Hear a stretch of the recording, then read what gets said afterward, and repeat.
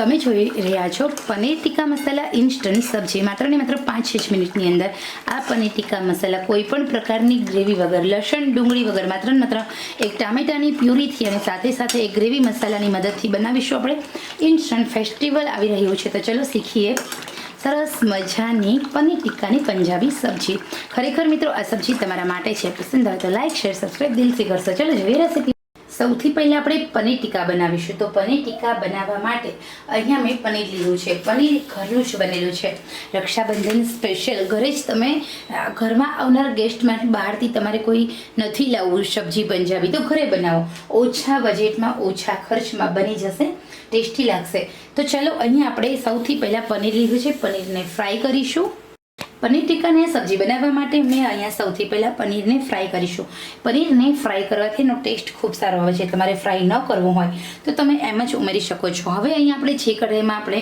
સબ્જી બનાવવાની છે એ જ કઢાઈની અંદર સૌથી પહેલાં પનીરને આપણે થોડું ફ્રાય કરીશું પનીરને ફ્રાય કરીને ઉમેરવાથી એનો ટેસ્ટ સારો આવે છે અને પનીર છે એ સબ્જીમાં છૂટું નથી પડતું તો અહીંયા મેં આશરે 200 ગ્રામ જેટલું પનીર લીધું છે આ સબ્જી 2 વ્યક્તિ આરામથી ખાઈ શકે છે સ્ટેપ બાય સ્ટેપ જોતા રહો રેસીપી ખૂબ સરસ મજાની છે તમને પણ એમ થશે કે વાહ એકદમ સિમ્પલ છે તો ચલો અહીંયા પનીરને ફ્રાય કરીએ તો અહીંયા હવે આપણે આશરે મેં 4 થી 5 ચમચી તેલ લીધું છે તેલની અંદર જ આપણે પનીરને ફ્રાય કરીશું પનીર આપણું ફ્રાય થાય થોડું એટલે આપણે એને કાઢી લેવાનું છે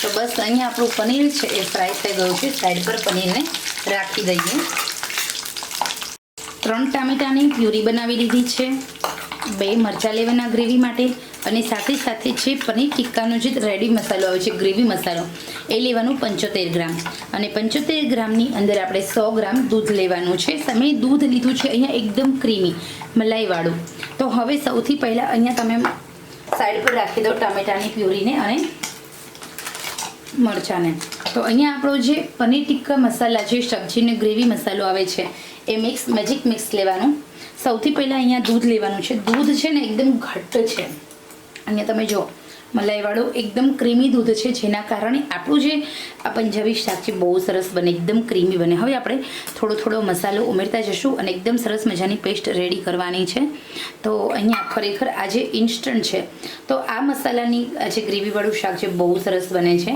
એક વખત મેં બનાવ્યું હતું તો મને એમ થયું કે ખરેખર આ તો બહુ સરસ બને છે ઇન્સ્ટન્ટ બને છે ફટાફટ બને છે અને બહાર કરતાં એકદમ સરસ બને છે તો જ્યારે તમને પણ કંઈ નવું ખાવાનું મન થાય એકને એક શાક ખાઈને કંટાળી ગયા છો અને તમને પંજાબી સબ્જી ખાવાનું મન થાય ત્યારે તમે આ સબ્જી ખાઈ શકો છો તો ઘટ્ટ આવી રીતે અંદર ગઠ્ઠા ન રહે એ રીતે આપણે હલાવી લેવાનું છે તો અહીંયા આપણે થોડી વાર માટે આમ જ મૂકી દઈએ સાઈડ પર એકદમ સરસ મજાનું આપણું તેલ છે એ ગરમ થઈ ગયું છે તો હવે આપણે એમાં જીરું એડ કરીશું જીરું એડ કર્યા પછી ટામેટર એડ કરીશું મરચાં એડ કરીશું મરચાં એડ કર્યા પછી ટામેટાની ગ્રેવી એડ કરવાની અને ગ્રેવીને આપણે આમ જ તેલમાં સાંતળી લેવાની છે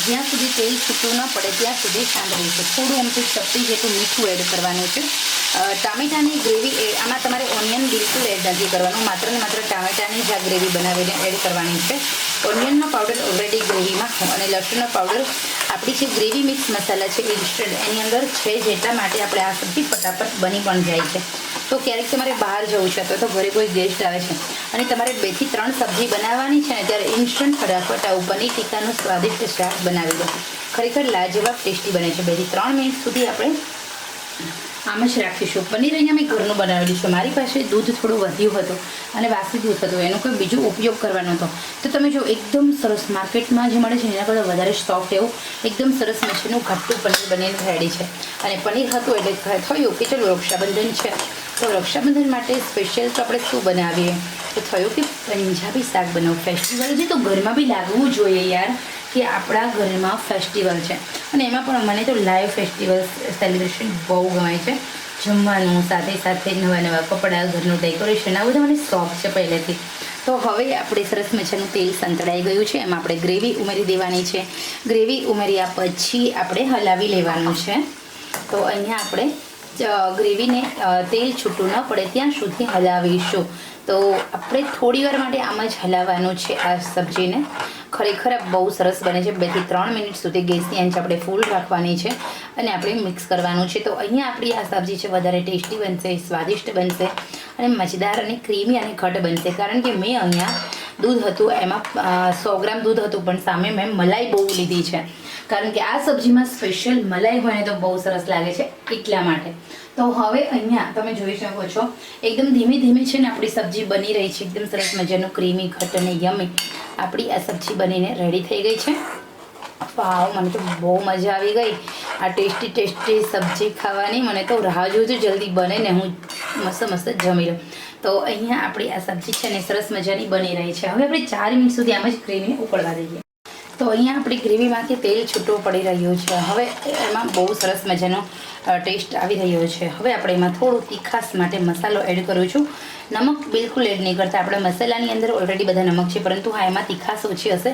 તમે જો તીખું ખાતા હોય તો તમારે તીખાસ થોડી એડ કરવી પડશે. એટલે કે અહીંયા મેં કલર માટે થોડું કાશ્મીરી મરચું એડ કર્યું છે. આપણે મિલ્ક એડ કર્યું છે ને એટલે આપણી આ સબ્જી છે ને જે ગ્રેવી હતી એનો કલર થોડો લાઇટ હતો, એટલા માટે અહીંયા મેં કલર માટે કાશ્મીરી મરચું એડ કર્યું અને થોડી હળદર એડ કરી. બાકી નમક કે કોઈ જ બીજા મસાલા એડ કર્યા નથી. અને હવે આપણે કશું જ નહીં કરીએ. આપણી પાસે છે રેડી પનીર છે. પનીર આપણે એડ કરી દઈએ. ઓકે, તો વાવ, પનીર તમે જોઈ શકો છો ઉમેર્યા પછી આપણે લીડ કવર કરી દઈએ અને 2 મિનિટ સુધી આમ જ આપણી આ સબ્જીને સરસ મજાની ચડવા દઈએ.